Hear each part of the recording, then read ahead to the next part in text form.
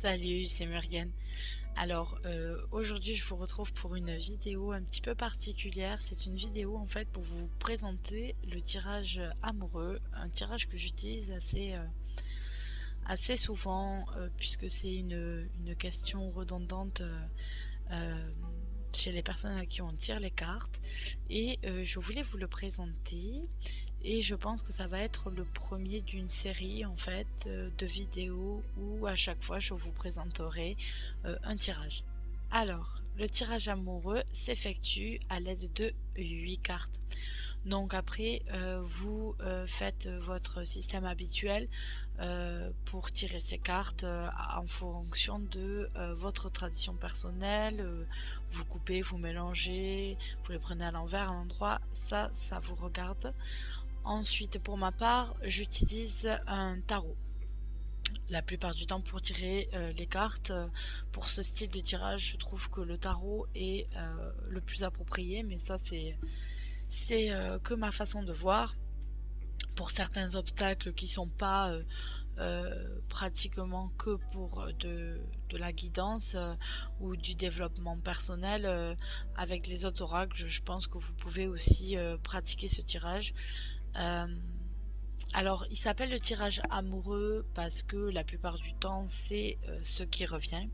Mais en même temps, je pense que vous pouvez aussi euh, pratiquer ce tirage en fait pour une relation amicale, pour toutes sortes de relations en fait en général, euh, avec voilà pour étudier l'élément relationnel, comment ça se passe, quel est le point de blocage qui peut exister donc entre deux personnes.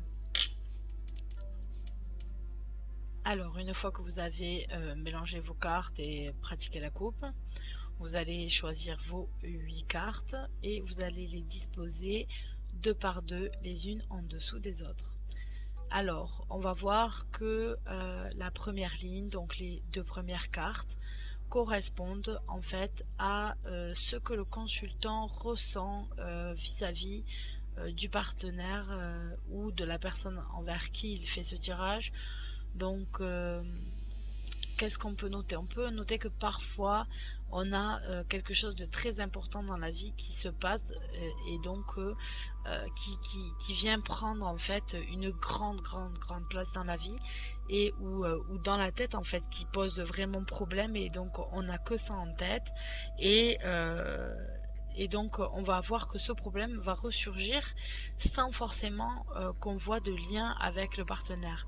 En fait, le problème étant que ce thème en fait qui vient prendre ici toute la place empêche le relationnel. Il y a de grandes chances que ça soit un blocage, que le blocage vienne d'ici, qu'il y ait quelque chose voilà, qui se passe à ce niveau-là. Donc voilà ce qui peut ressortir. Et donc en fait, vous allez vous retrouver à avoir la même problématique pour les cartes 3 et 4 qui concernent le partenaire du consultant qui lui quel est son ressenti, quels sont ses sentiments vis-à-vis du consultant.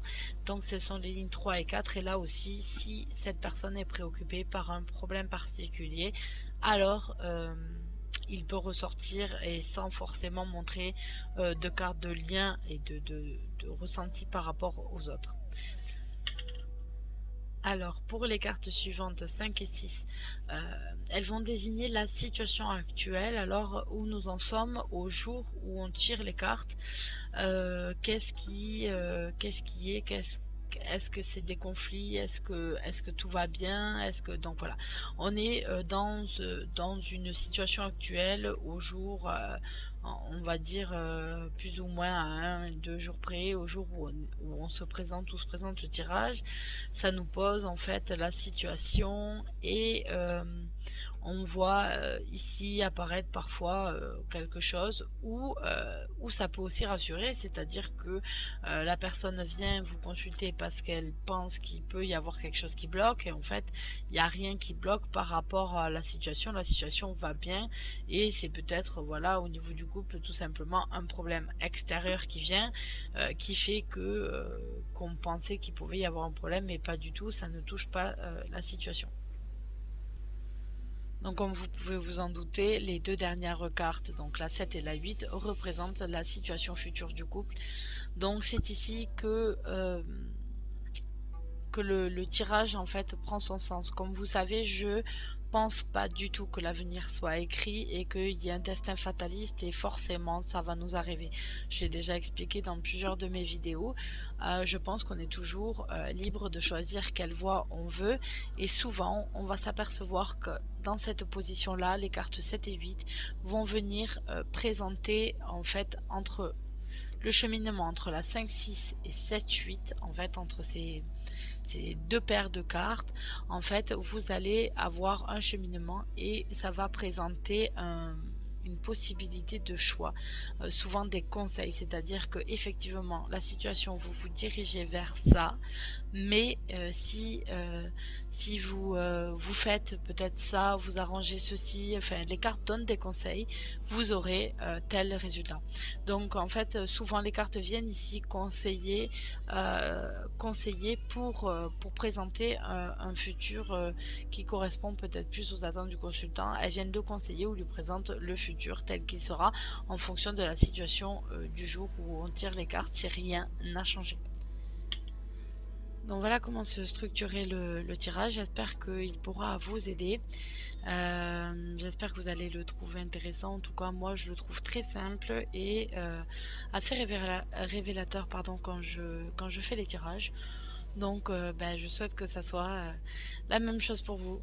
Allez, bye bye.